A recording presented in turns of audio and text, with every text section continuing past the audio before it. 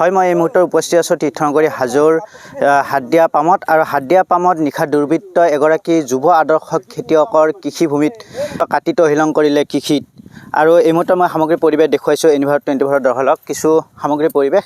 এনেদৰে এবিঘা কৃষিত বেঙেনা খেতিত নিশা দুৰ্বৃত্তই কাটি তহিলং কৰিলে আৰু কাটি তহিলং কৰাৰ লগতে যিসমূহ খেতিৰ বেঙেনাসমূহ আছে সেই খেতিসমূহ কাটি তহিলং কৰি নষ্ট কৰিলে আৰু একাংশ ৰাইজ আমাৰ লগত উপস্থিত আছে।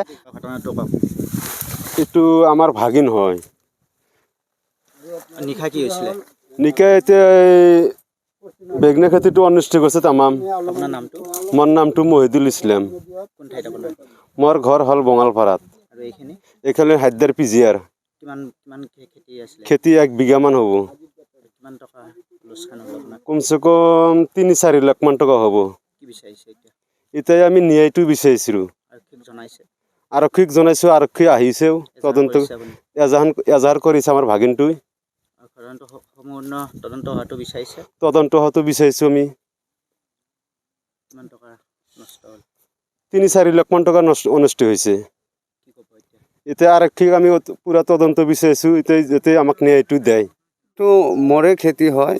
ধৰক যোৱাকালি মই 4 কুইণ্টেল বেঙেনা উঠাই ৰাতি 7টামান বজাত লৈ গৈছোঁ আৰু প্ৰায় লৈ যাই ধৰক খাৱা লোৱা কৰি কালি মই ভোটেলি চাব গ'লোঁ। ভোটেলি চাব যাওঁতে মোৰ আহোঁতে ৰাতি হৈছে। ৰাতি পুৱাই সাৰিবতো অলপ দেৰি হৈছে। মোৰ বন্ধু এজনে মোক ফোন কৰিছে, আপোনাৰ বেঙেনা খেতিত দেখোন গোটাই বেঙেনা গছ কাটা আৰু হালি পৰি আছে দেখোন। মই আহিলোঁ, আহি চাওঁ যে সঁচাকৈ গোটাই বেঙেনা খেতি মানে টানি উগিৰি কাটি পেলাই থৈ দিছে। মই ভাবিছোঁ যে এইবিলাক কাম কোনে কৰিলে, মই চিন্তা কৰি আছোঁ। আৰু তাৰপিছত মই যিখিনি গম পালোঁ, এই যিখিনি ভূমিত মই খেতি কৰিছোঁ এইখিনি ভূমি লৈ মানে মাটিৰ 2টা মালিক ওলাই তেওঁলোকে মাটিৰ কিবা তেওঁলোকৰ লেঠা আছে, কাইজা আছে। মোৰ লগত একো নাই। মই কাছিমালিৰ পৰাই মই মাটিটো ঠিকাত লৈছোঁ আৰু কাছিমালিৰ প্ৰায় মাটিটো আগতে আজিজ বেপাৰী তেওঁ নিছিলে। নিয়াৰ পিছত অলৰেডি ডকুমেণ্টছত কাগজ পত্ৰ হিচাপে কাছিমালিৰ মাটি হয়। মই গম পাই কাৰণে তেওঁৰ পৰা মই ঠিকাত লৈছোঁ। লোৱাৰ পিছত আজি মই এইখিনি খেতি কৰিছোঁ। আকৌ মোৰ 3 বিঘা জেগা বিলাহী খেতিও আছে। মই ইয়াৰে বেঙেনা উঠাই মই সম্পূৰ্ণ টকা পাওঁ, মই তাতে বিলাহী খেতিত মই খাটাই আছোঁ। ধৰক হঠাৎ এনেকুৱা যে কাম হৈ গ'ল মই গম নাপালোঁ। মোৰ এটা সন্দেহ হৈছে যে মাটিৰ তেওঁলোকৰ কাজিয়া লৈ সেই সংঘাতটো কিজানি মোৰ এইখিনি ধ্বংস কৰিলে নেকি, মই সেইটো ভাবিছোঁ। আৰু কাৰণ আজি ৰাতিপুৱা মোক আজিজ বেপাৰীৰ চকত সুধিছে যে নানা মোৰ মাকৈ যে ৰুইছিলোঁ মাকৈ গাজিছে না? মই কৈছোঁ গাজিছে ৰ'ব। মোক খুব পুৱাই এনেকৈ সুধিছে। মই তেতিয়া গমেই পোৱা নাই মোৰ যে বেঙেনা খেতি এনেকুৱা হৈ আছে। মই তেওঁৰ পৰা কথা বাৰ্তা পাতি মই ওলাই আহোঁতে মই চাওঁ যে মোৰ এনেকুৱা অন্যায় কৰি পেলাইছে। গতিকে মই বস্তুটো ৰামদিয়া আৰক্ষী চকী থানাত মই যাই এজাহাৰ দিছোঁ। ছাৰে ভাল পদক্ষেপ লৈছে, লগালগ তেওঁৰ পাৰ্টি পঠাই দিছে। তেওঁলোকে তদন্ত কৰি আকৌ ছাৰক জনাব দিছে। ছাৰে কৈছে মই আৰু বেলেগ ব্যৱস্থা ল'ম। কাৰণ আজিকালি মোবাইলৰ যুগ, বহুতে মোবাইল চোবাইল লৈ যদি খেতিত আহিছিল তেওঁ নিশ্চয় ধৰত পৰিব বুলি আশা এটা দিছে ছাৰে, যে 1-2টা মানুহ কৰা নাই, মিনিমাম 5টা-6টা মানুহ এইখিনি কাম কৰিছে।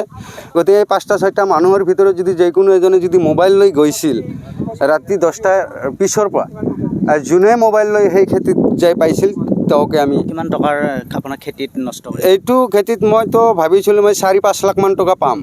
মই এইটো এটা আইডিয়া কৰিছিলোঁ। মানে বেঙেনাৰ দাম আছে 25 টকা 30 টকা কিলো। যোৱাকালিও মই 4 কুইণ্টেল উঠাইছোঁ, তাৰ আগতে 6 কুইণ্টেল উঠাইছিলোঁ। সপ্তাহত 2 দিন উঠাব পৰা যায়। আপোনাৰ নামটো? মোৰ নাম হাছমত আলী। কোন ঠাইত আপোনাৰ? মোৰ ঘৰ হ'ল মিলপাৰা, বঙালপাৰা, কিন্তু মোৰ খেতিটো মোৰ হাইদাৰ পিজিয়াৰ বুলি কয়। এইখানি উচিত তদন্ত হোৱাটো বিচাৰিছোঁ। মই উচিত তদন্ত হোৱাটো বিচাৰিছোঁ আৰু বহুতৰ উচিত তদন্ত হয়, দোষীক উচিত শাস্তি দিব লাগে, মই এইখানি বিচাৰিছোঁ। হয়, নিশ্চয়কৈ ধন্যবাদ জনাইছোঁ। এইগৰাকী আছিলে ভুক্তভোগী কৃষকগৰাকী। আৰু কথা পাতিবলৈ যত্ন আমি যিগৰাকী ব্যক্তিৰ কৃষিভূমি, এই কৃষিভূমি কি ক'ব খুজিছিলে ঘটনাটো নিশাৰ ভাগত? এতিয়া আমি ৰাতিপুৱা আহিলোঁ খেতিত আহি পেলাই হঠাৎ কৰি তেখেতে ফোন কৰিল মোক, বোলে মোৰ যে বাগনা খেতি উঠাই পেলাইছে। বোলে হাৰে আৰু একবাৰ সেনেকুৱা বাগনা খেতি কৰিছিলোঁ তেতিয়া উঠাইছিল তেতিয়া কেঁচা কিছু এইফালে বস্তুটো মীমাংসা হ'ল আকৌ আৰু এনেকুৱা কৰিল নে গতিকে এই বেয়া কথা হৈছে এইটা একদম বেয়া কথা হৈছে আৰু ইমান টকা খৰচ গেছে আজিকালিতো আপোনালোকে জানেই ঔষধ পানীৰ সাৰৰ দাম কিমান গতিকে ইমান কষ্ট কৰাৰ ফলত এইখিনি কষ্ট বস্তু যে সিহঁতে অন্যায় কৰিলে ইয়াৰ উচিত তদন্ত কৰি আৰক্ষীয়ে যাতে আমাক সুফল এটা দিয়ে তাৰ কাৰণে মই আশাবাদী আছোঁ আৰু মুখ্যমন্ত্ৰীক অনুৰোধ জনাইছোঁ এনেকুৱা ঘটনা আগতেও হৈছে প্ৰকৃত আচলতে এইখানে ঘটনা তদন্ত কৰি সিহঁতক উচিত শাস্তি দিব পাৰিলে ৰাইজেও সুখী হ'ব হয় নিশ্চয় ক'ব লাগিব নিশাৰ আন্ধাৰৰ সুযোগ লৈ এনেদৰে কৃষিভূমিত পূৰ্বেও এনেকুৱা ঘটনা সংঘটিত হৈছিলে আৰু দোষীয়ে যাতে উচিত শাস্তি পায় দোষীক কৰায়ত্ব কৰি উচিত তদন্ত হোৱাটো বিচাৰিছে আৰু এনিভাৰ 24 দৰ্শকসকলে এই সামগ্ৰিক পৰিৱেশ দেখুওৱাৰ বাবে মই আহি উপস্থিত হৈছিলোঁ তীৰ্থংকৰী হাজোৰ এই হাডিয়া পামত নমস্কাৰ মোৰ নাম নিৰুপম শইকীয়া এনি ভাৰত 24 এটা নতুন অনুষ্ঠান লৈ আহি আছে জুবিনৰ গানে কি আনে তাৰ অডিশ্যনসমূহ অসমৰ প্ৰত্যেকটো ডিষ্ট্ৰিক্টত হ'ব আৰু এটা ৰিয়েলিটি শ্ব' হয় আপোনালোকে দিয়া ফোন নম্বৰ যোগাযোগ কৰিব পাৰে আৰু আপোনালোকৰ ওচৰলৈ এনেও গৈ আছে তেওঁলোক আৰু আশাবাদী যে আপোনালোকে এই অনুষ্ঠানটোত ভাগ ল'ব আৰু আশা থাকিল যে আমি খুব সুন্দৰ সুন্দৰ গায়ক দেখিবলৈ পাম ধন্যবাদ